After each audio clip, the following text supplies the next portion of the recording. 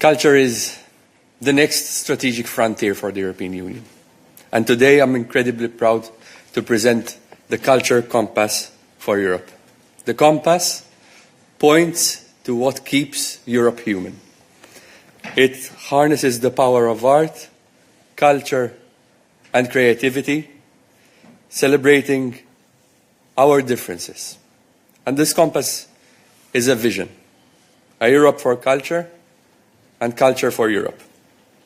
From the frescoes of Florence to Abba's melodies of Stockholm, from Kafka's words in Prague to Sally Rooney's Dublin stories, this is the diversity that unites us as Europeans.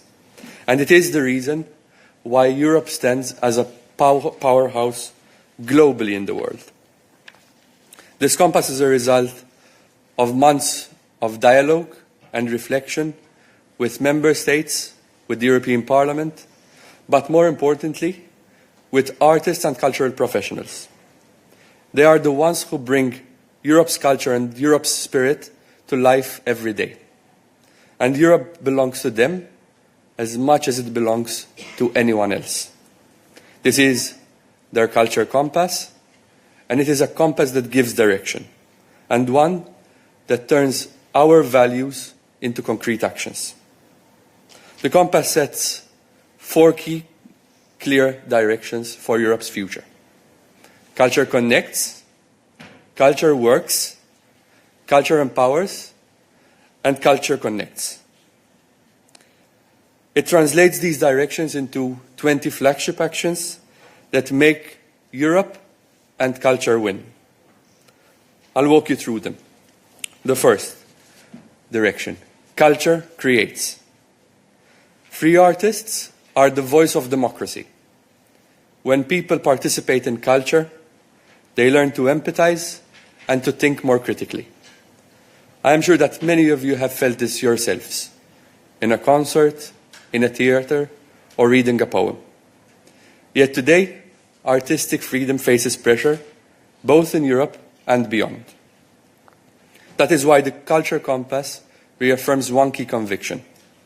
Creative expression is Europe's first line of defense. It shields democracy from division and from extremism. Because a society that invests in culture invests in democracy, in peace, and in resilience. I want to highlight immediately 4 flagship actions underpinning our vision, Europe for culture and culture for Europe. Flagship action number 1, a joint declaration, a political commitment at the highest level between the European Parliament, the Council, and the Commission to place culture at the heart of EU policy. Flagship number 2, the launch of a structured dialogue with cultural stakeholders, which will be a forum for co-creation between institutions and creators. Flagship number 3, the launch of a State of Culture in the EU report, looking out for artistic freedom and the health of Europe's cultural ecosystem. And flagship number 4, an EU cultural data hub, providing evidence-based policy making through shared cultural data and insights. This brings me to key direction number 2. Culture works. So those who make it work, the workers, deserve dignity. Applause does not pay the rent. And nearly 8 million Europeans that are earning their living through art and culture still face many insecurities. That must change. We are therefore proposing an EU Artists' Charter, setting out principles for fair working conditions. And because young creators belong at the decision-making tables, we will create a Youth Cultural Ambassadors Network. The third strand, culture empowers. Our cultural and creative industries are powerhouses of innovation. They revitalize cities, they generate millions of jobs, and boost competitiveness and tourism in the European Union.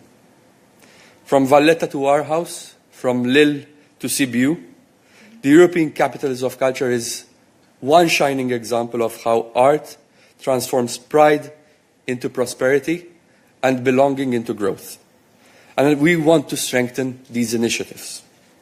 Furthermore, with an AI strategy on culture and creativity, we will empower creators and human creativity, while safeguarding what no machine can replace: human imagination.